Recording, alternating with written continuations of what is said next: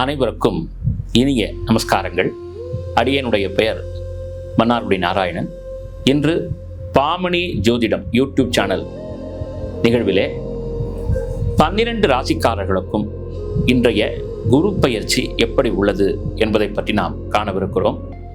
முக்கியமாக 60 தமிழ் வருடங்களுக்கும் ஒவ்வொரு வருடத்திற்கும் ஒவ்வொரு கிரக நாயகர் அரசராக விளங்குகிறார். அந்த அடிப்படையில் பராபவ வருடத்தில் பிரகஸ்பதி என்று சொல்லக்கூடிய வியாழ பகவான் அரசராக ராஜாவாக திகழ்வதால் இந்த பராபவ வருடத்தில் வரக்கூடிய குரு பயிற்சியில் அத்துணை ராசிக்காரர்களும் 12 ராசிக்காரர்களும் 27 நட்சத்திரங்களை சேர்ந்தவர்களும் அருகாமையில் இருக்கக்கூடிய 6 படை வீடுகளில் ஏதேனும் ஒரு படை வீட்டுக்காக சென்று முருகப்பெருமானை வழிபட்டால் அளப்பரிய பலன்கள் மிக ஆச்சரியமாக கிடைக்கும் என்று பெரியோர்களுடைய அருள்வாக்காக விளங்குகிறது.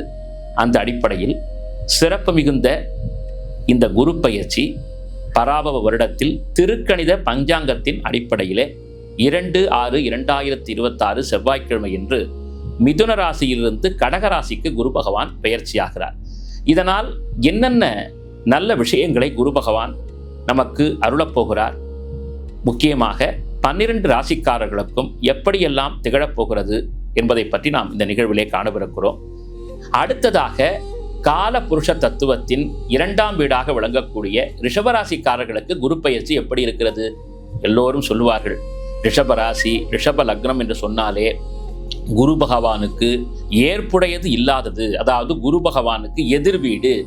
ஏனென்றால் அது சுக்கிர பகவானுடைய வீடாக இருப்பதால் குரு அதற்கு எதிரி என்றெல்லாம் சொல்லுவார்கள். ஆனால் இந்த ரிஷபராசியிலே இந்த முறை குரு பகவான் எந்த இடத்திற்கு வருகிறார்? 3ஆம் இடத்திற்கு வருகிறார். அதுதான் தைரியத்தை குறிக்கக்கூடியது, சகோதர பாவத்தை பேசக்கூடியது.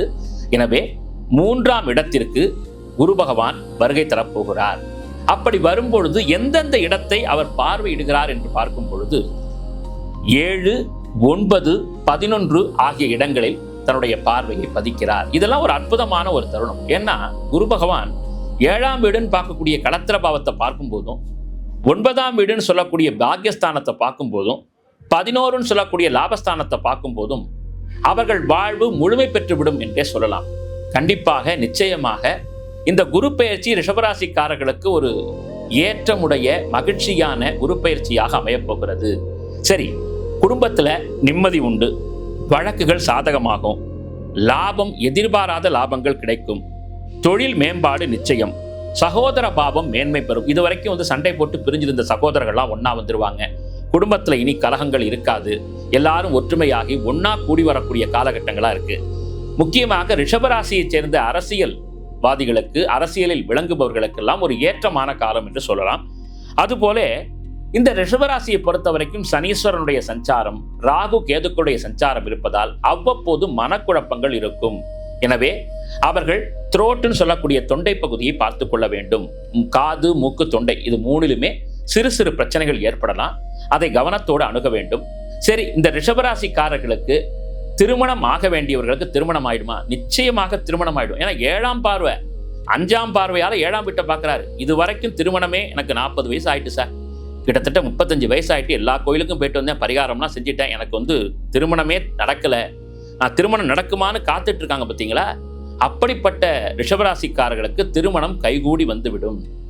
அதுபோல வேலையே இல்லாதவர்களுக்கெல்லாம் நல்ல வேலை, அவர்கள் என்ன நினைத்தார்களோ அரசு பணி, அதுக்கான தேர்வு எழுதியிருப்பவர்கள் மிகப்பெரிய உரிய ஒரு நிலையை பெறுவார்கள். இதுவரைக்கும் கிடைக்காத பாக்கியெல்லாம் கிடைக்க போகுது. ஏன்னா 9ஆம் வீட்டை பார்க்கிறாரு, 11ஆம் வீடு பாருங்க, லாபஸ்தானம் பாக்கியஸ்தானம் ரெண்டையுமே குரு பார்க்கறதுனால இருக்கிற இந்த ராசியில பார்க்கும்போது 12 ராசியில ரிஷபராசிக்கு அதிகப்படியான ஒரு நற்பலங்கள் கிடைக்க போகுது என்பதை தாராளமாக சொல்லிவிடலாம். எனவே இந்த ரிஷபராசிக்காரர்களுக்கு வேலையில் முன்னேற்றம், திருமணத்தில் ஒரு அற்புதமான நல்ல வரன்கள் சேருவது, குழந்தை இல்லாதவர்களுக்கெல்லாம் குழந்தை பாக்கியம், எனக்கு இடமாற்றம் வேணும், டிரான்ஸ்ஃபர் வேணும் கேட்கக்கூடியவங்களுக்கெல்லாம் சிறப்பு மிகுந்த அவங்க நினைக்கிற மாதிரியே வேலை இடமாற்றம், வேலையில் மேன்மை எல்லாமே கிடைக்க போகிறது.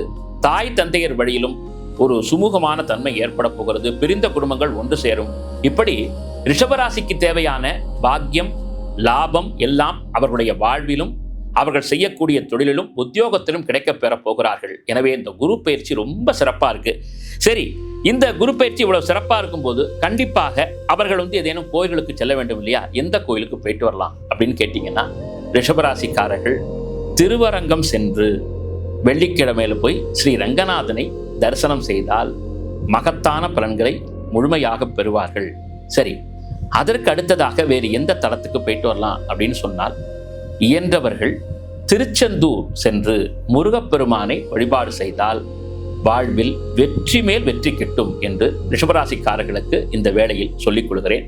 வாழ்த்துக்கள். இதுவரை பராபவ வருடத்தில் சிறப்பாக குரு பகவானுடைய பயிற்சி 12 ராசிக்காரர்களுக்கும் எப்படி இருக்கும் என்பதை அடியேன் உங்களுக்கு பாமணி ஜோதிடம் என்று சொல்லக்கூடிய யூடியூப் சேனல் வாயிலாக கொடுக்கக்கூடிய பாக்கியத்தை இறைவன் அடியேனுக்கு அளித்திருந்தார்.